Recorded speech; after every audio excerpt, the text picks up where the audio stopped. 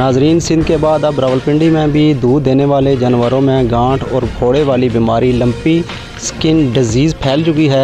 इस हवाले से आज रावलपिंडी के इलाका अनपुर छप्पर में एहतजाज किया जा रहा है। आइए यहाँ पर मौजूद लोगों से बात करते हैं, देखते हैं कि इनका क्या कहना है इस हवाले से।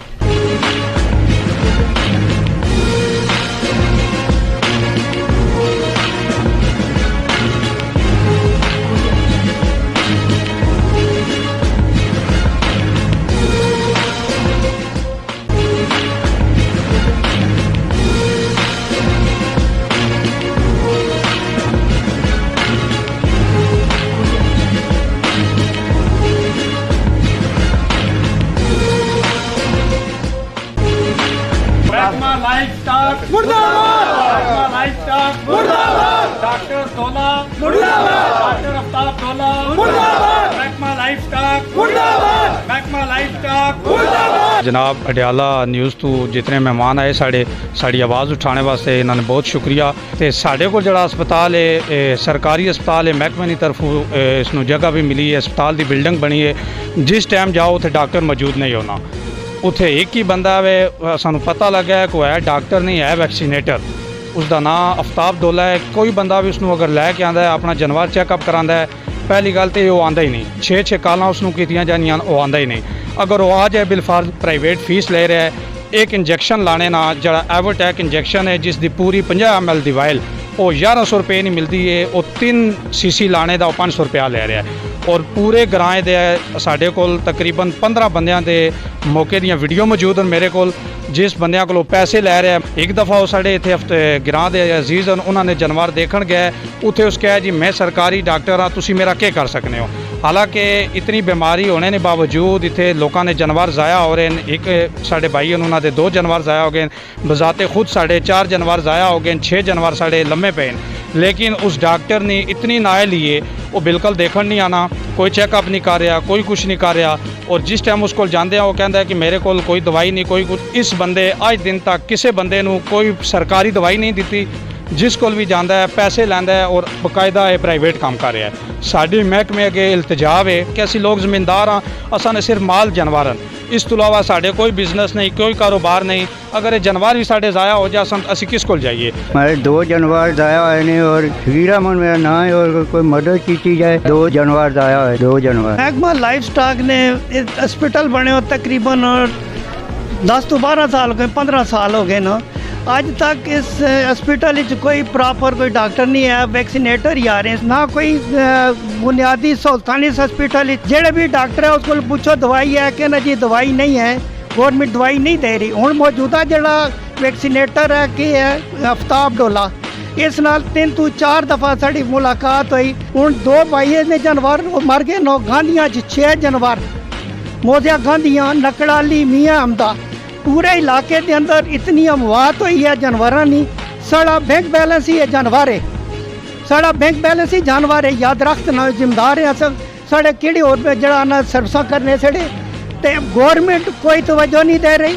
मैं वज़ीर आज़म पाकिस्तान के भी दरख्वास्त करना कि बराए करम अगर हॉस्पिटल छप्पर हॉस्पिटल बनाया ने तो कम अज कम इस हॉस्पिटल साढ़े की सहूलतां भी दो, कोई डॉक्टर भी तैनात करो। ऐसे लोग नो कि जेड़े इखलाक तुआरी नो और जिन्हें गल करो कहना जी मेरे को वैक्सीन आस्ते हिफाजती टीके आस्ते मैं अफ्ताब डोला ने मेरी गल हुई, कहना जी वैक्सीन हो सकता। मैं कहा जी वैक्सीन डॉक्टर साहब अफ्ताब साहब वैक्सीन, कहना जी ये वैक्सीन आनी 2 तो 3 महीने भी लग सकते, नहीं भी आ सकती। वजह रीज़न गवर्नमेंट हॉस्पिटल है, गवर्नमेंट को साढ़े को तमाम रेवेन्यू अस गवर्नमेंट की देने ना, टैक्स नहीं सूरत ही उसी तरह पाकिस्तानी है, इस तरह बाकी पाकिस्तानी नो अस गवर्नमेंट की रेवेन्यू भी देने, उसके बावजूद साढ़े की कोई सहूलत नहीं। अगर अस बाकी हॉस्पिटल सहूलत हो ही सकनी दूसरे हॉस्पिटल, तो क्या यूनियन कौंसल तरह या कोई नहीं है।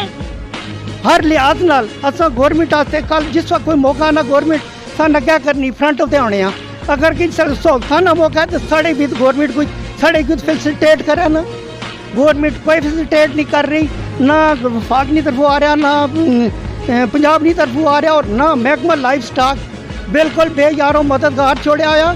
और जिम्मेदार जिन्हें चीखा नहीं कर रही, जिम्मेदार चीखा नहीं कर रही कि जेड़े जिम्मेदार अपने कारोबार छोड़ के काम छोड़ के समझो 24 घंटे उन्होंने जानवरों की ट्रीटमेंट आस्ते उन्होंने जानवरों की हिफाजत आते दिन रात ऐसे शख्स है मेरे नाल खलोता है सगीर अहमद है। इस शख्स ने कम अज़ कम 7 दिन 2 जानवर भी मारे, 2 मर गए। 7 to 8 दिन ये जानवरों ने दिन रात हिफाजत आते रहे, रात जाके गुजारने रहे। इतना जुल्म रात जाग के गुजारने रहे, जानवर मर गए। और तमाम ये कहते हैं हुकूमती कारिंदे का जितने भी लोग ने जेड़े नाल वाबस्ता लोग ने इंतहाई लापरवाही है।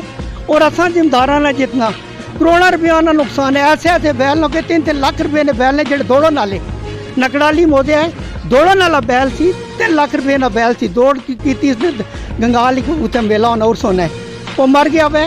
गांधियाँ 6 जानवर मर गए। 1,60,000 रुपये इतने दे रहा सी मेरा अपना दामाद लगता है भाई का भाई मैं खावत है, उसने जनाब 1,60,000 रुपया इतने दे रहा सी, वो मर गया जानवर। समझ गयो 4 to 6 अलावा जानवर मर गए। अज तक महकमा टस तू मस नहीं है। वजह यूनियन कौंसल थराइया बिल्कुल किसी ने या तो कागजां च नहीं है, पाकिस्तान ने नक्शे ते नहीं है, कि वजह डॉक्टर इत्थे जिस टाइम जाने जी असें जानवर मरने पे जिस टाइम जाने कि डॉक्टर इत्थे मौजूदा होना ही कोई नहीं। दो कुत्ते मेरे मर गए जी। जिस टाइम डॉक्टर जाने तो लेने आस्तै तो कद कहना इधर अस्पताल बंद होना, किसने चला जाना इधर, असा नाल कोई रबता ही नहीं करना। जिस टाइम दवाई नहीं कहो तो आना दवाई है ही नहीं मेरे को, जाओ तुम उत्थे गल करो। मेरे 15 जानवर हैं, 15 to 12 जानवर इफेक्टिव हैं जेड़े एक माह तो कम अज कम मैं ट्रीटमेंट प्राइवेट करा रहा हूँ। महकमा लाइफ स्टॉक में मेरे बेटे ने कॉल की थी, उस तो बाद जावेद साहब ने कॉल की थी गई। आफ्ताब डोला आया तो आफ्ताब डोला ने मैनू कहा कि मैं उन्होंने कॉल की थी, मैं कहा मेरा जानवर वलैती गां है ऑस्ट्रेलियन शिद्दत ही है, सख्त बीमार है, कहना तेरी गाय मर जाए या जी जाए, मेरा इस चीज़ कोई तल्लक नहीं है। मैं क्या डॉक्टर साहब दवाई दे सकते? मैनू कहना जी तो मेरे को दवाई है ही कोई नहीं। मैनू 2 टोक अल्फाज ही कहना कि सन 2018 तो बाद ना दवाई आई है, ना ही मेरे को है, ना ही मैं कर सकना कोई। बराए मेहरबानी लाइफ स्टॉक या महकमा पंजाब अगे दरख्वास्त करने हैं कि यूनियन काउंसिल 83 हाँ साढ़े ते मेहरबानी की जाए तो सानू को मुस्तकिल इलाज वास्ते बंदा दिता जाए जड़ा अल्लाह का बंदा होवे। जानवरों से एक डॉक्टर वो भी जरा काम ना करे, कितना बड़ा जुल्म है, ज्यादती असा जिम्मेदारां नाल। डॉक्टर एक तो आ ही नहीं रहा, जिस टाइम वो आंदा है अगर उसको कोई किसी मेडिसन ना कहो तो वो सर चढ़ के बोलता है कि मेरे को है ही नहीं। तीसरी गल है कि वो बदतमीजी डॉक्टर इतनी करता है कि बंदे नूं आके गले तो पकड़ लैंदा है कि मैं को तुहाडा मुलाजम हाँ, मैं सरकारी ड्यूटी। मैं कहा सर तुसी मुलाजम ही हो साढ़े, तुसी सरकारी डॉक्टर हो, तनख्वाह लैंदे हो, तो कहता जी मैं काम नहीं कर सकता, अगर लवानी है तो लवाओ।